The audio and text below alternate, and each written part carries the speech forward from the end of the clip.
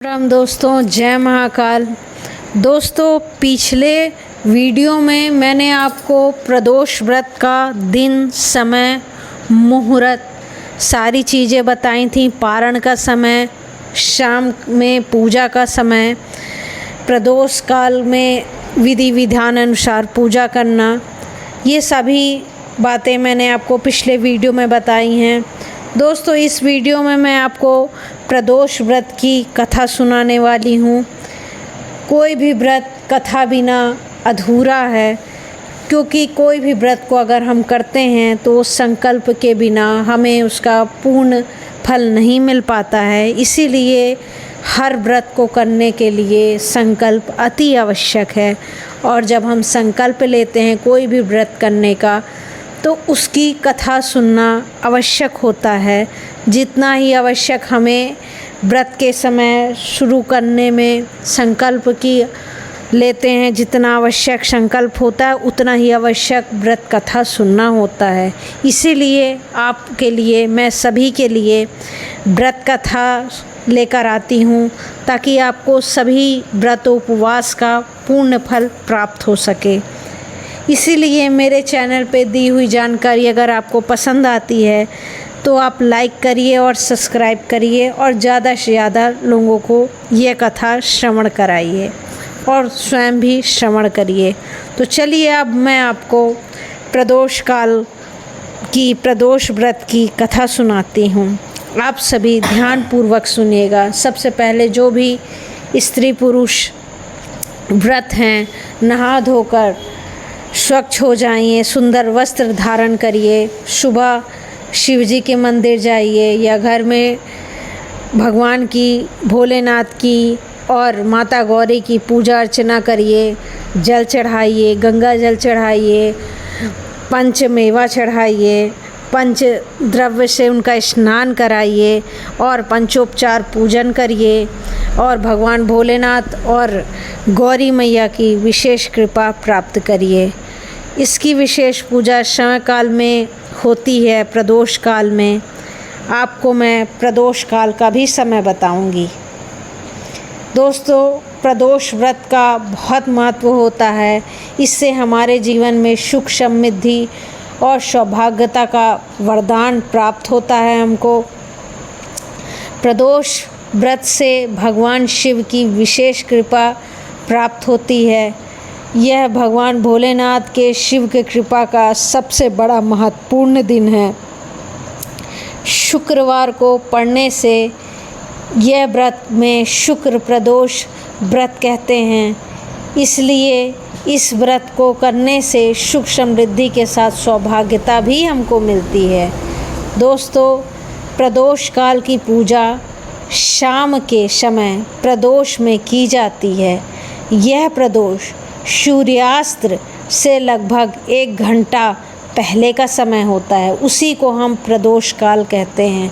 जब सूर्य अस्त होता है उसके 1 घंटा पूर्व को ही हम प्रदोष काल कहते हैं। इसी काल में शिव की संपूर्ण विधि विधान अनुसार श्रद्धापूर्वक पूजा अर्चना करनी चाहिए और भगवान भोलेनाथ से अपनी प्रार्थना करनी चाहिए। तभी भगवान भोलेनाथ, मैया गौरी की विशेष कृपा प्राप्त होती है।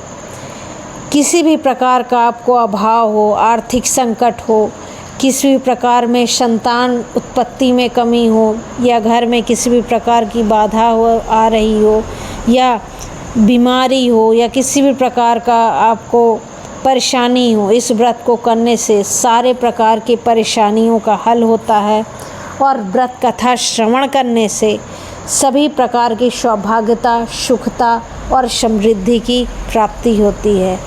चलिए, अब मैं वक्त ज़ाया न करते हुए आपको प्रदोष व्रत की कथा आपको सुनाती हूँ। इस बार जो प्रदोष व्रत पड़ रहा है वो शुक्र प्रदोष है। चलिए, व्रत कथा आरंभ करने से अच्छा तो आप फूल ले लीजिए, पुष्प ले लीजिए, उसके बाद ही कथा श्रवण करिए। सबसे पहले, एक नगर में 3 मित्र रहते थे, राजकुमार, ब्राह्मण कुमार और तीसरा धनिक पुत्र। राजकुमार और ब्राह्मण कुमार विवाहित थे। धनिक पुत्र का भी विवाह हो गया था, लेकिन गौना शेष था। एक दिन तीनों मित्र स्त्रियों की चर्चा कर रहे थे। ब्राह्मण कुमार ने स्त्रियों की प्रशंसा करते हुए कहा, नारीहीन घर भूतों का डेरा होता है। धनिक पुत्र ने यह सुना तो तुरंत ही उसने अपनी पत्नी को लाने का निश्चय कर लिया। तब धनिक पुत्र के माता पिता ने समझाया कि अभी शुक्र देवता डूबे हुए हैं, ऐसे में बहू बेटियों को उनके घर से विदा करवा लाना शुभ नहीं माना जाता है। लेकिन धनिक पुत्र ने एक नहीं सुनी और ससुराल पहुंच गया।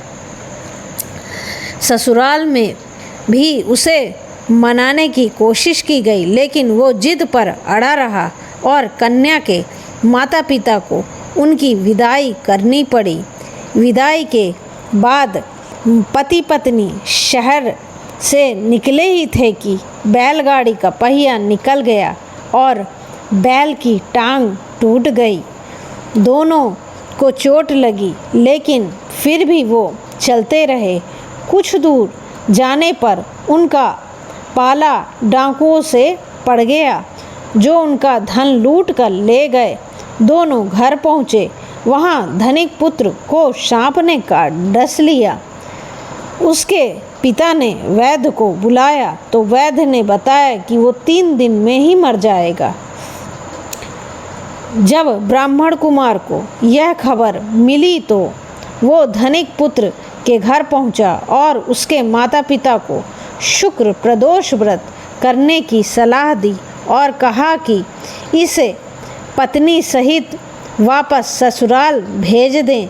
धनिक ने ब्राह्मण कुमार की बात मानी और ससुराल पहुंच गया, जहां उसकी हालत ठीक होती गई और शुक्र प्रदोष के महत्व से सारे घोर कष्ट दूर हो गए।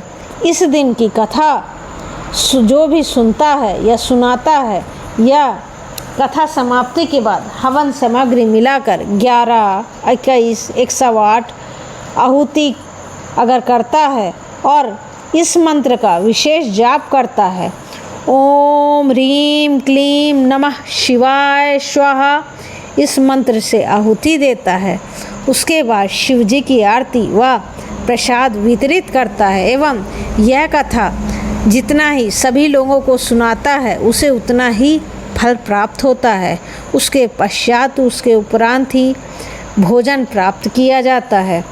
शुक्रवार को यह व्रत रखा जाता है। यह व्रत सौभाग्यता, दाम्पत्यता और सुख समृद्धि से आपको भर देता है, आपके जीवन को।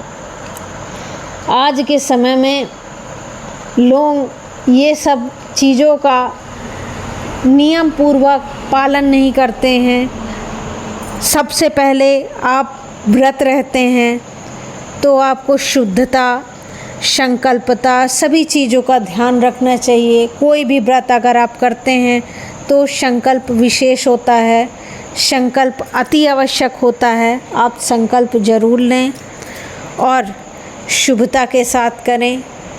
दोस्तों, यहीं प्रदोष काल की कथा समाप्त होती है।